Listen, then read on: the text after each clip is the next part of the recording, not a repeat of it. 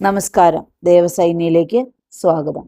ഇന്നത്തെ ക്ഷേത്രം കൊട്ടാരക്കര ശ്രീ മഹാഗണപതി ക്ഷേത്രമാണ്. കൊല്ലത്ത് നിന്നും ഏകദേശം 27 കിലോമീറ്റർ അകലെ കൊട്ടാരക്കര നഗരത്തിൽ കൊല്ലം തിരുമംഗലം ദേശീയപാതയ്ക്ക് സമീപമാണ് ഈ ക്ഷേത്രം സ്ഥിതി ചെയ്യുന്നത്.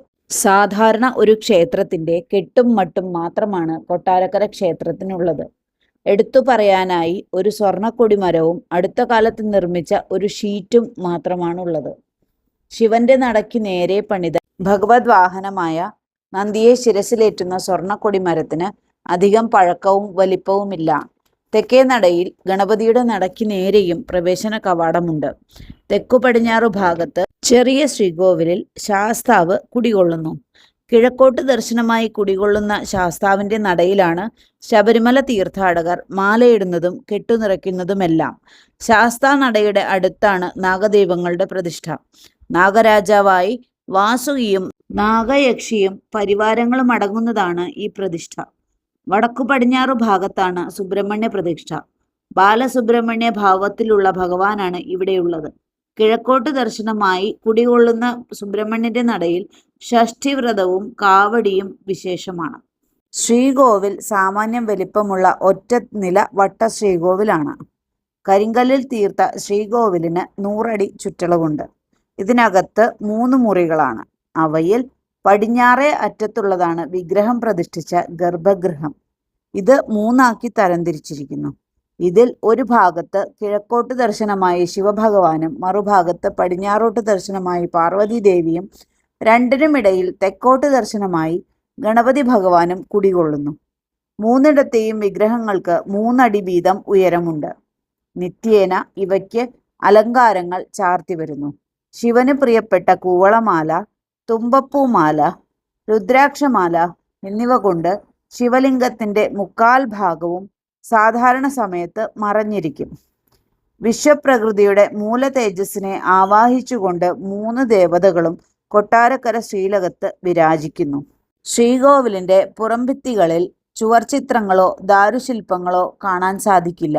അവ കൂട്ടിച്ചേർക്കാൻ ശ്രമങ്ങൾ നടന്നിരുന്നെങ്കിലും ഒന്നും ഇതുവരെ ഫലം കണ്ടിട്ടില്ല. വടക്കുവശത്ത് ഓവ് പണിതിട്ടുണ്ട്. ഭഗവാന് അഭിഷേകം ചെയ്ത ജലം ഇതിലൂടെ ഒഴുകിപ്പോകുന്നു. ശിവക്ഷേത്രമായതിനാൽ ഇവിടെ പൂർണ്ണ പ്രദക്ഷിണം അനുവദിച്ചിട്ടില്ല. ശ്രീകോവിലിനെ ചുറ്റി 4 അമ്പലം പണിതിരിക്കുന്നു. താരതമ്യേന ചെറുതാണ് 4 അമ്പലമെങ്കിലും പ്രദക്ഷിണം നിർബോധം നടത്താം. 4 അമ്പലത്തിനകത്ത് തെക്കു കിഴക്കു ഭാഗത്ത് തിടപ്പള്ളി പണിതിരിക്കുന്നു.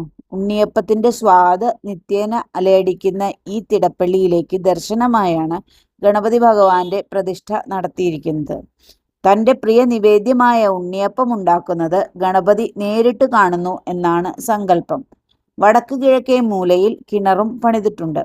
ശ്രീകോവിലിന് ചുറ്റും അകത്തെ ബലിവട്ടം പണിതിരിക്കുന്നു. അഷ്ടദിക്പാലകർ: കിഴക്ക് ഇന്ദ്രൻ, തെക്ക് കിഴക്ക് അഗ്നി, തെക്ക് യമൻ, തെക്ക് പടിഞ്ഞാറ് നിര്യതി, പടിഞ്ഞാറ് വരുണൻ, വടക്ക് പടിഞ്ഞാറ് വായു, വടക്ക് കുബേരൻ, വടക്ക് കിഴക്ക് ഈശാനൻ. സപ്തമാതൃക്കളായ ബ്രഹ്മാണി, വൈഷ്ണവി, മഹേശ്വരി, ഇന്ദ്രാണി, വരാഹി, കൗമാരി, ചാമുണ്ഡി എന്നിവരും വീരഭദ്രൻ, ഗണപതി, ശാസ്താവ്, സുബ്രഹ്മണ്യൻ, ബ്രഹ്മാവ്, അനന്തൻ, ദുർഗാദേവി, ചണ്ഡികേശ്വരൻ എന്നിവരെ പ്രതിനിധീകരിക്കുന്ന ബലിക്കല്ലുകൾ ഇവിടെ സ്ഥിതി ചെയ്യുന്നു. ശീവേലി സമയത്ത് ഇവയിൽ ബലി തൂകുന്നു. ബലിക്കല്ലുകൾ ദേവന്റെ വികാരഭേദങ്ങളാണെന്നാണ് വിശ്വാസം. അതിനാൽ അവയിൽ ചവിട്ടാനോ തൊട്ട് തലയിൽ വയ്ക്കാനോ പാടില്ല. ക്ഷേത്രത്തിലെ പ്രതിഷ്ഠകളെക്കുറിച്ചും മറ്റു സവിശേഷതകളെക്കുറിച്ചും അടുത്ത പംക്തിയിൽ തുടരും. നന്ദി, നമസ്കാരം.